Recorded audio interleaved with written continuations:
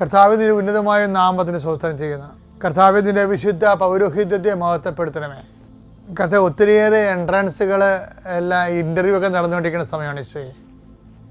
ജോലിക്കായാലും പഠനത്തിനായാലും ഇൻ്റർവ്യൂവിൻ്റെ കൂടെ കർത്താവ് കുറേ ആശയോടും പ്രതീക്ഷയോടും കൂടി ഇൻ്റർവ്യൂവിൻ്റെ ടെസ്റ്റ് എങ്ങനെയെങ്കിലും കർത്താവ് എൻ്റെ കയ്യിൽ നിന്ന് അബദ്ധം വന്നു, എന്നാലും ദൈവമേ നീ വിചാരിച്ച എന്നെ താങ്ങി നിർത്താൻ കഴിയുമെന്ന് വിചാരിച്ചുകൊണ്ട് ഇരിക്കുന്നവർക്ക് നിൻ്റെ സാന്നിധ്യം കൊടുത്തവർ നിലനിർത്തണമെന്ന് പ്രാർത്ഥിക്കുന്നു ഈശോയെ.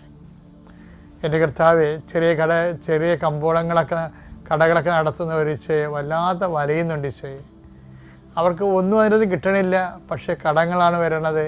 ഇനി എങ്ങനെ ജീവിക്കുമെന്ന് പോലും അറിയാൻ പാലാതെ വിഷമിക്കുന്നവരുണ്ട് ഈശോയെ. അവരെ സന്ധിക്കണമെന്ന് പ്രാർത്ഥിക്കുന്നു ഈശോയെ. ഒരു തൊഴിൽ കണ്ടുപിടിക്കാൻ വേണ്ടി എന്ത് തൊഴിൽ ചെയ്താൽ ജീവിക്കാൻ പറ്റുമെന്ന് വിചാരിച്ചുകൊണ്ട് വിഷമിക്കുന്നവരുണ്ട് ഈശോയെ.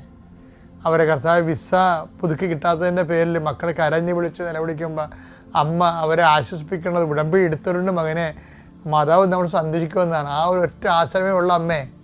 അതെല്ലാ മക്കൾ അങ്ങനെ ചിന്തിക്കുന്ന ഓരോ മക്കളും ഈ പ്രാർത്ഥന കൂടുന്നുണ്ടെങ്കിൽ തീർച്ചയായിട്ടും കൃപാസന ആൾക്കാരെ ജീവനുടെ പ്രത്യക്ഷ മാതാവ്, സഞ്ചാരി മാതാവ് ആ മേഖലയിൽ ചെന്നിട്ട് അവരുടെ പ്രശ്നങ്ങളെ പരിഹരിച്ചുകൊണ്ട് അവർക്ക് സന്ധിപ്പ് നൽകാൻ വേണ്ടി എൻ്റെ കർത്താവിൻ്റെ ഉന്നതമായ നാമത്തിൽ സഭയുടെ അധികാരത്തിൽ കുരിശടയാളത്തിൽ നിങ്ങളെ അനുഗ്രഹിക്കട്ടെ.